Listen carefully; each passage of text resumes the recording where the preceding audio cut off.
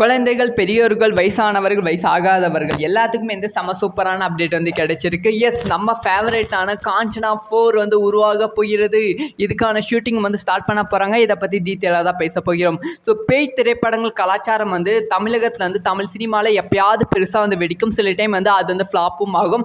ஆனால் வந்து இப்போ வந்து பேய் கலாச்சாரம் வந்து கொஞ்சம் அதிகரித்திருக்கு அப்படின்னு தான் சொல்ல வேண்டும். முக்கியமாக அதுக்கான காரணம் என்னென்னா அரண்மனை 4. ஸோ அரண்மனை 4 ரிலீஸ் ஆன உடனே பேய் திரைப்படங்கள் அதிகமாக உருவாக ஆரம்பித்து விட்டது.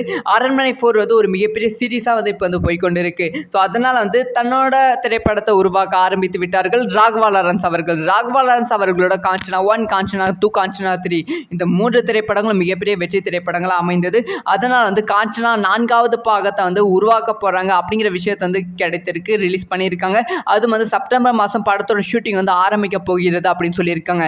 கண்டிப்பாக செப்டம்பர் மாதம் ஆரம்பித்த ஏப்ரல் மாதம் கோடை விடுமுறைக்கு படத்தை ரிலீஸ் செய்ய படக்குழு வந்து பிளான் பண்ணியிருக்காங்க போல. கண்டிப்பாக வந்து அரண்மனை 4 மாதிரி காஞ்சனா 4 மிகப்பெரிய வெற்றியடைய வாழ்த்துக்கள்.